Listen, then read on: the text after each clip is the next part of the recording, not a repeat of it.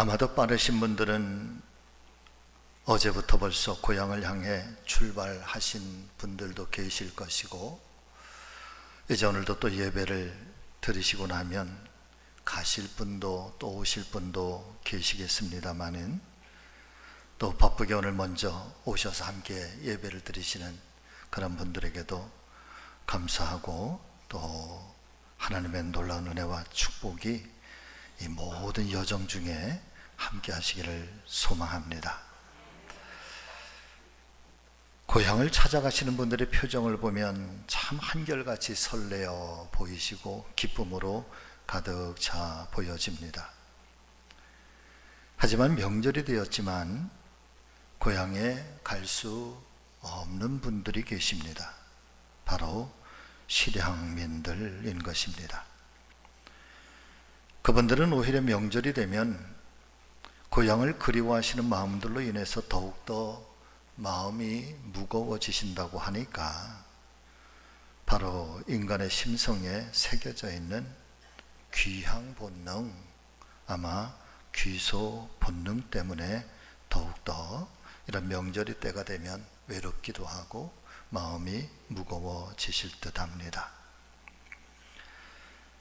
자, 사랑하는 성도 여러분, 오늘 하나님 말씀인 성경을 보면은 사람에게는 이와 같은 육신의 고향 외에 또 다른 고향이 있다라고 성경은 증거를 해주시고 있는데, 또 다른 고향에 대한 표현을 가리켜서 오늘 말씀을 보니까 더 나은 본향, 곧 하늘에 있는 것이다 말씀해 주시면서, 성도들은 과연 어떤 사람인가? 성도들은 본향을 찾는 자들이다. 본향을 사모하는 자들이다. 그렇게 오늘 우리에게 말씀해 주시고 있습니다.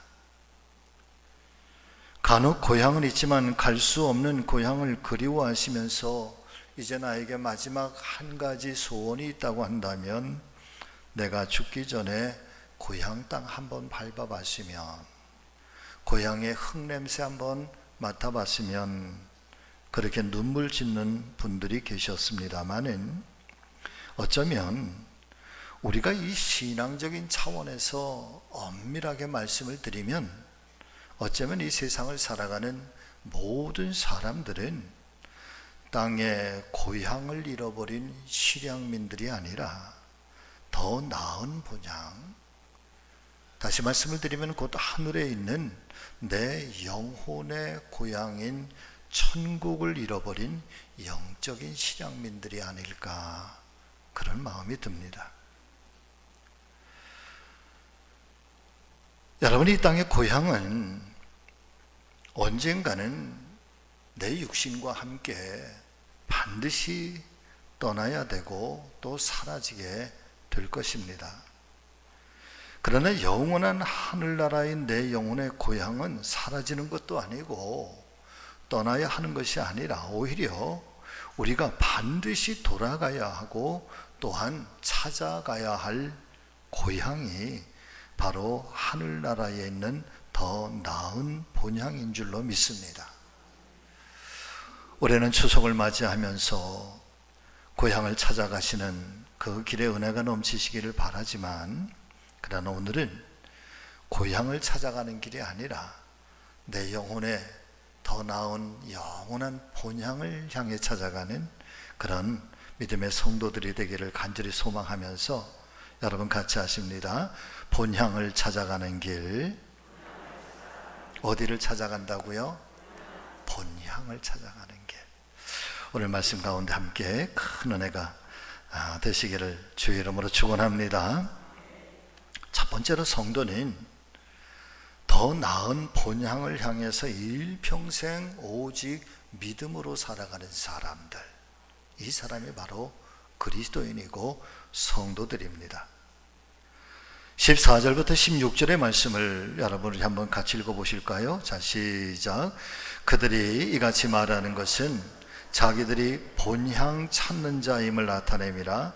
그들이 나온 바 본향을 생각하였더라면 돌아갈 기회가 있었으려니와 그들이 이제는 더 나은 본향을 사모하니 곧 하늘에 있는 것이라. 이러므로 하나님이 그들의 하나님이라 일컬음 받으심을 부끄러워하지 아니하시고 그들을 위하여 뭘 예비해 주셨다?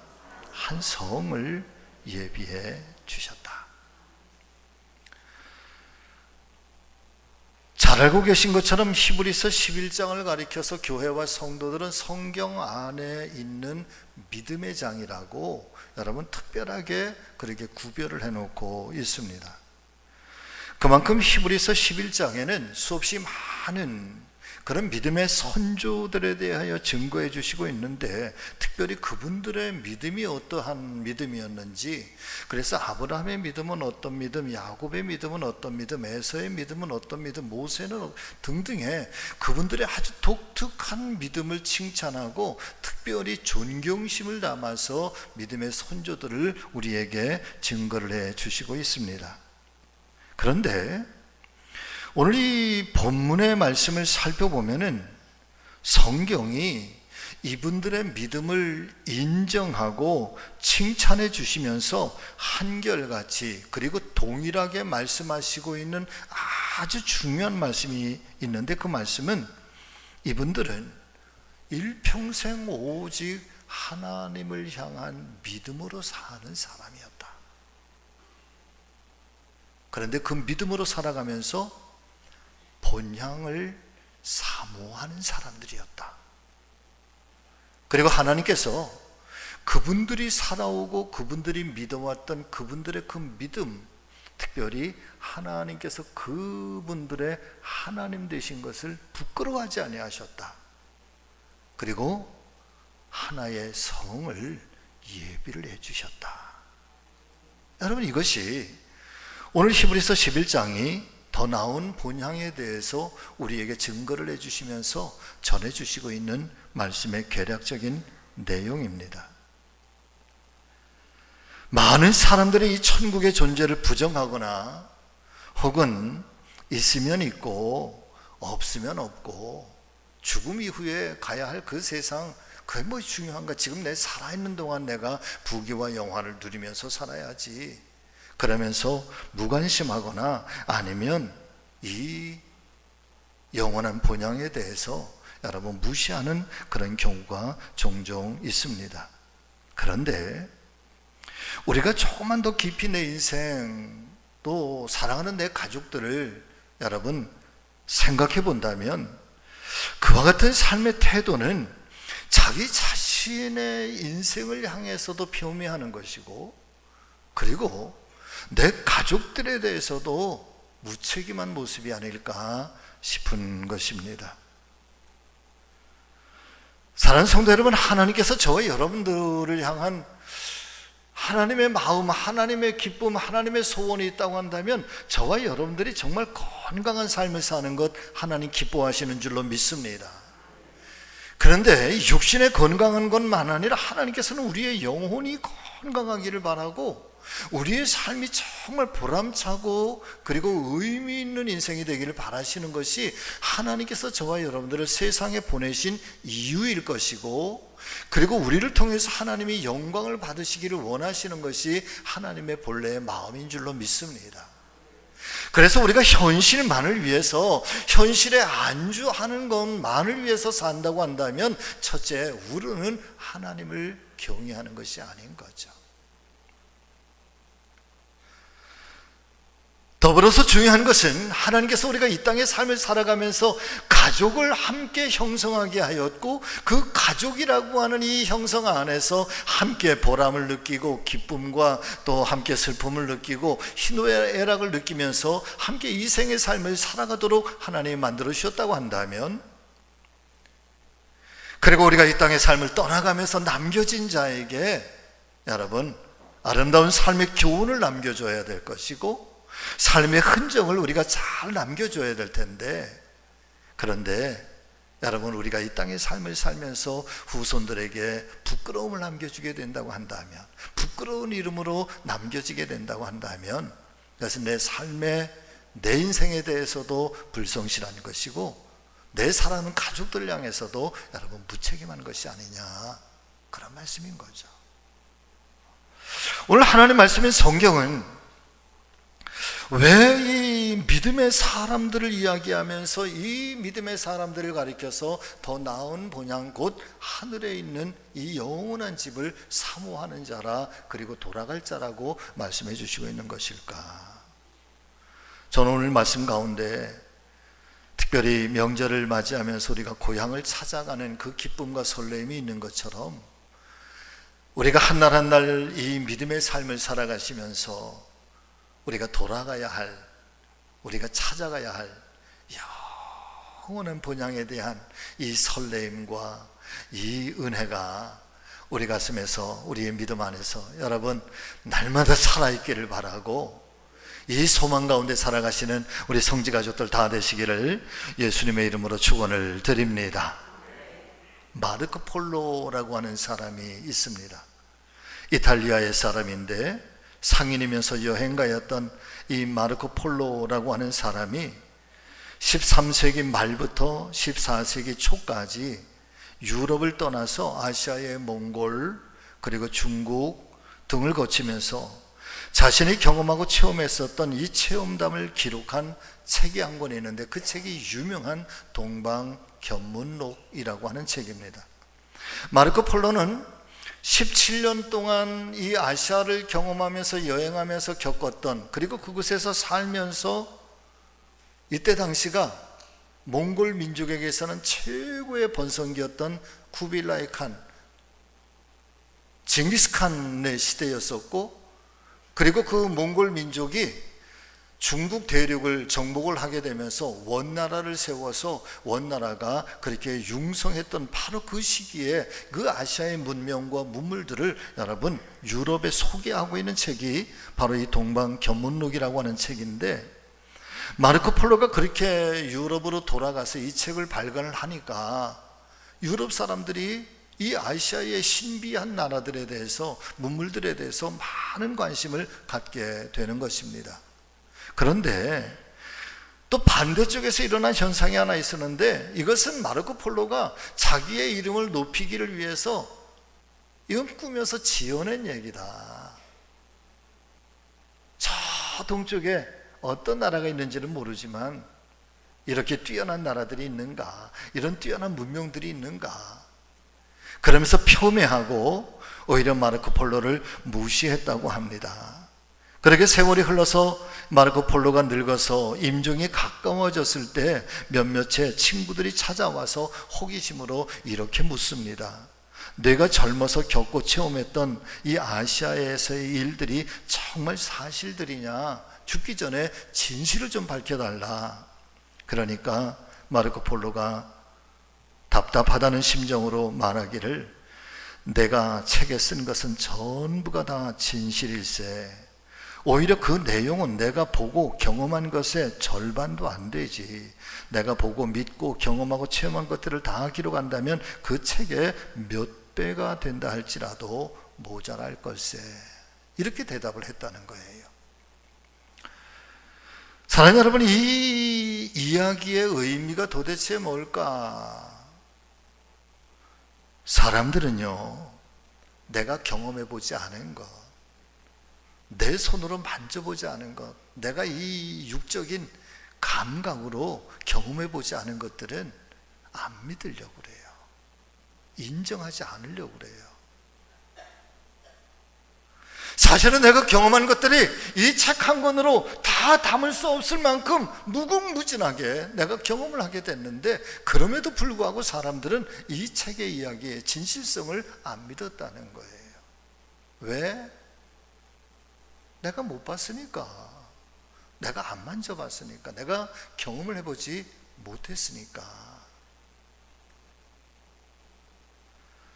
자, 그렇다면 사랑하는 성도 여러분, 사실 우리가 이 세상을 살아가시면서 내가 경험한 것들만 진실일까? 내가 경험한 것들만 존재하고 있는 것일까? 우리는 살아계신 하나님이라고 고백을 하는데, 사랑하는 여러분, 그 하나님, 영이신 하나님, 우리가 눈으로 볼 수 없고 육적인 눈으로 볼 수 없고 내 감각적인 손으로 그 하나님을 만질 수 없다고 해서 우리 하나님은 안 계신 것일까요? 성령의 놀라운 이적과 표적과 기사들이 내가 경험을 해보지 못했다고 해서, 내가 그 은사를 체험해보지 못했다고 해서 그 성령의 역사는 없는 것일까요? 일어나지 않는 것일까요? 제가 존경하고 제 영적 스승이 되셨던 전가하 목사님은 저에게 이런 말씀을 한번 집회 중에 들려주셨던 적이 있었어요. 하나님의 기적이 사라진 것 아니다 말이에요. 여러분 같이 하십니다. 하나님의 기적이 사라진 것이 아니라 기적을 믿는 믿음이 사라진 세대다. 하나님의 능력이 사라진 것이 아니라는 거예요. 그 하나님의 능력을 믿는 믿음이 사라져버린 세대가 되어버렸다. 여러분, 내 눈으로 보아야지만, 그리고 내 손으로 만져봐야지만 존재하는 것이고 그것만 여러분 믿을 수 있는 거예요? 그렇지 않아요. 우리의 짧은 경험과 짧은 지식 가지고 알 수 없는 무궁무진한 하나님의 은혜의 세계가 있고 창조의 세계가 있고 그리고 놀라운 문명의 세계들이 우리의 짧은 지식 가지고 내 경험 가지고는 표현할 수도 없고 알 수도 없는 그런 일들이 얼마나 이 땅 가운데 존재하고 있는지를 모르는 것입니다. 그렇기 때문에 정말 지혜로운 사람이 있다고 한다면 여러분, 그 지혜로운 사람은 비록 내가 경험해 보지 못한 일이라고 할지라도 또 내가 만져보지 못한 그런 일들이라고 할지라도 누군가가 경험을 하고 누군가가 아주 진실되게 간증을 하고 고백을 하면 여러분, 그 고백과 그 진리에 귀를 기울여 볼 필요가 있다는, 그 사람은 지혜로운 사람이라. 근데 알고 보니까 여러분, 그게요, 여러분 같이 하십니다. 이것이 믿음입니다. 아멘. 이게 믿음이에요. 여러분 한번 저를 따라서 해보실까요? 믿음은 들음에서 나고, 어디에서 난다? 들음에서 난다. 들음은 하나님의 말씀으로 말미암아. 아멘. 하나님의 말씀이 존재를 해. 그 하나님의 말씀이 우리에게 들려와요. 그런데 그 들려온 그 말씀이 내 안에 믿음이 돼, 확신이 되고 사실이 되고 소망이 돼요. 그런데 알고 보니까 하나님의 말씀 속에서 증거되어지고 선포되어지는 이 하나님의 놀라운 역사, 창조의 기사들, 구약의 역사들, 이스라엘의 민족의 역사들, 하나님께서 그 민족 속에서, 그 역사 속에서 어떻게 일하시고 어떻게 그 민족을 구원하고, 그리고 이 십자가의 은혜로 우리가 어떻게 구원의 역사가 우리에게 다가왔는지, 이 성경 속에 등장하고 성경 속에 기록되어진 이 말씀들은 내가 경험한 것이 아니에요. 내가 만져본 것이 아니에요. 내가 만나본 하나님이 아니에요. 그런데 이 진리의 말씀들이 우리에게 선포되어지고 그 말씀들이 우리에게 들려오니까, 들려온 그 말씀들이 내 안에서 성령의 역사하심으로 말미암아 말씀이 열매가 되고, 말씀이 믿음이 되고, 그 말씀이 내 안에 확신이 되고, 그래서 나는 살아계신 하나님을 인정하고 그 하나님 앞에 오늘도 우리는 믿음을 따라서 살아가는 거예요. 자, 그런데 그 하나님 말씀인 성경이 여러분 우리에게 아주 중요한 몇 가지를 우리에게 전해주시고 있어요. 그 중에 첫 번째가 예수 그리스도예요. 할렐루야. 성경의 얘기는 다 예수의 이야기예요. 특별히 그 예수님의 이야기는 그분이 그리스도, 우리의 영원한 생명의 주인이 되신다고 하는 이 고백이에요. 자, 우리 주님 예수 그리스도 누구이십니까? 띄워주시죠. 자, 같이 했습니다. 시작. 하나님 곁에서 성삼위일체로 존재하고 계시다. 이 세상에 인간의 모습을 가지고 세상으로 찾아오셔서 십자가와 부활을 통하여 우리에게 영원한 생명과 영원한 천국을 증거해 주신 분. 할렐루야. 그러니까 예수님은 이 땅에 오셔서 우리에게 우리의 이 육신과 우리의 영혼이 하나님의 더 나은 본향을 향해서 나아갈 수 있도록, 들어갈 수 있도록 여러분, 이 막혀진 끊어진 다리를 연결해 주는 다리의 역할을 하시기 위해서 이 땅에 오셨다는 거예요. 그분이 그리스도라는 거예요. 우리가 신앙생활을 하면서 다른 거 다 잊어버려도 좋은데, 우리가 신앙생활을 하면서 다른 거 다 폄훼해도 좋은데, 그런데 사랑하는 성도 여러분, 정말 그리스도인이라고 한다면 이 가슴에 살아있어야 되고, 잊지 말아야 되고, 놓치지 말아야 되고, 반드시 꽉 붙잡아야 될 신앙이 있다고 한다면 예수 그리스도의 십자가만큼은 붙잡아야 되는 거예요. 저 십자가가 나를 영원한 본향으로 인도하시는 다리가 된다고 하는 것, 구원의 열쇠가 된다고 하는 것, 이것만큼은 놓치지 말아야 된다는 거예요. 그리고 더불어서 하나님 말씀인 성경이 꼭 증거해 주시는 말씀이 있어요. 특별히 요한계시록의 말씀에 요한을 통해서 우리에게 보여주시고 있는 계시의 말씀이 있단 말이에요. 자, 첫 번째 말씀을 보시죠. 21장 1절에서 4절의 말씀 같이 읽습니다. 또 내가 새 하늘과 새 땅을 보니 처음 하늘과 처음 땅이 없어졌고 바다도 다시 있지 않더라. 또 내가 보매 거룩한 성 새 예루살렘이 하나님께로부터 하늘에서 내려오니 그 준비한 것이 신부가 남편을 위하여 단장하는 것 같더라. 내가 들으니 보좌에서 큰 음성이 나서 이르되 보라, 하나님의 장막이 사람들과 함께 있음에 하나님이 그들과 함께 계시리니 그들은 하나님의 백성이 되고 하나님은 친히 그들과 함께 계셔서 모든 눈물을 그 눈에서 닦아주시니 다시는 사망이 없고 애통하는 것이나 곡하는 것이나 아픈 것이 다시 있지 아니하리니 처음 것들이 다 지나갔음이로라. 두 번째 말씀 22장 1절에서 5절의 말씀 또 있습니다. 또 그가 수정같이 맑은 생명수의 강을 내게 보이니 하나님과 및 어린 양의 보좌로부터 나와서 길 가운데로 흐르더라.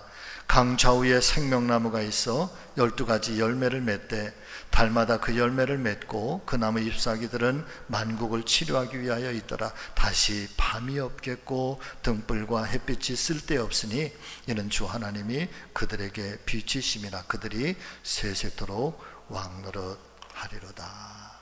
아멘. 사도 요한은 환상 중에 보여주신 이 계시의 모습들을 그가 다 보고요, 어떻게 이 하나님의 영원하신 나라를 어떻게 소개를 할까? 이 인간의 짧은 언어로 이 하나님의 영원한 나라가 설명이 안 돼.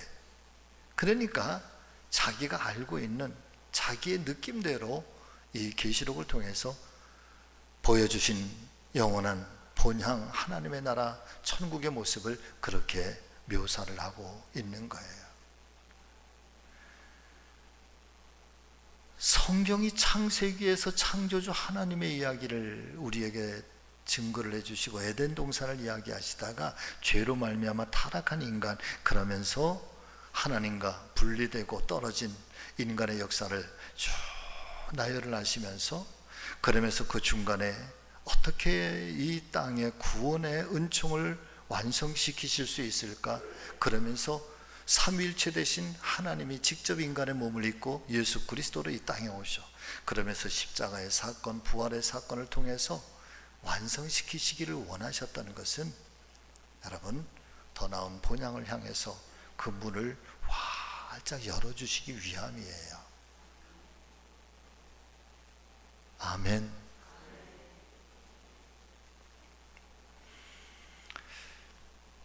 저는 우리 사랑하는 우리 성지 믿음의 성도들, 우리가 이 땅의 삶을 살아가시면서 주어진 생애의 최선을 다해서 멋지고 아름다운 인생 사시기를 예수님의 이름으로 축원합니다. 일평생 오직 하나님을 의지하고 하나님을 붙드는 이 믿음을 가지고 여러분 우리의 본향을 향해서 나아가시는 찾아가시는 이 신앙의 여정이 반드시 승리하게 되시기를 예수님의 이름으로 축복합니다. 아멘.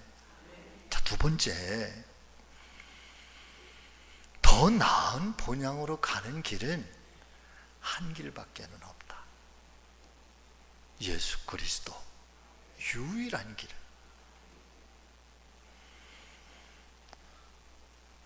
자, 오늘 말씀을 여러분 한번 사도행전 4장 12절의 말씀인데, 사도행전 4장 12절의 말씀, 자 여러분 이 말씀 같이 읽습니다. 시작. 다른 이로서는 구원을 받을 수 없나니 천하 사람 중에 구원을 받을 만한 다른 이름을 우리에게 주신 일이 있다 없다? 없다. 믿으시면 아멘.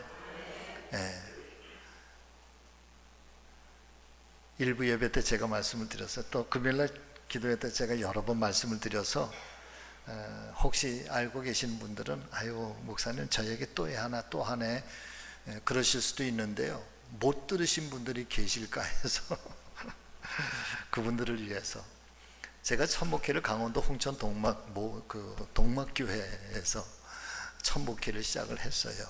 그런데 세 가족이 한 분 나오셨는데 신균희 성도님이라고 하는 분이 나왔어요. 아들이 좀 정신적으로 조금 안 좋아서 아들 때문에 너무 안타까운 엄마의 마음으로 교회를 나오기 시작했는데, 이분이 교회를 나오시면서부터 나오시자마자 얼마나 열심인지 몰라. 정말 열심히 해요. 새벽 기도는 뭐 말할 것도 없고, 그러면서 어떻게 기도를 배우셨는지, 기도를 혼자 막 하시면은요, 막 1시간, 2시간, 3시간도 막 기도를 해요. 그래 어느 날 이제 제가 그 집에 신방을 갔죠. 어떤 일이 있어서 당분간 신방을 잘 못하다가 이제 신방을 가게 됐어요. 딱 예배를 드리려고 안방에 딱 들어갔더니 안방에 보통 여러분 시골의 그 집들에 보면 안방에 그 벽 이렇게 바로 밑에 가족 사진들 쫙 있고 뭐 옛날 사진들 다 이렇게 있잖아요, 액자로. 근데 그 옆에 보니까 뭐가 붙어 있어, 벽에. 제일 첫 번째 세 개가 붙어 있는데 첫 번째는 염주가 걸려 있더라고. 염주가 아주 길다란 염주, 아주 알도 큼지막한 염주. 그리고 중간에는 성모 마리아 그림이 이렇게 사진이 걸려 있고요, 세 번째에 십자가가 이렇게 걸려 있더라고. 그 예배 끝나고 하도 궁금해서 성도님, 집사님, 나중에 집사님이 돼, 저걸 왜 저렇게 세 개를 다 걸어 놓으셨어요? 그랬더니 이 신길이 집사님이 그때 했던 말이 명언이야, 명언. 제가 평생 잊혀지지 않는 명언. 뭐라고 말씀하시는가 하면, 아유 전도사님 셋 중에 하나는 걸리겠지요 그러더라고요. 셋 중에 하나는 걸리지 않겠네. 이 셋 중에 하나는 걸리지 않겠느냐. 선생님 그러면 안 된다고. 이제 첫 번째 두 번째 내리라고. 저 십자가 하나만 있으면 된다고. 그랬더니 아멘 그러시면서 두 개를 떼내시더라고요. 여러분 우리의 신앙은 셋 중에 하나 그냥 걸리는 게 아니에요. 예수 외에는 길이 없는 거야. 같이 하십니다. 마음으로 믿어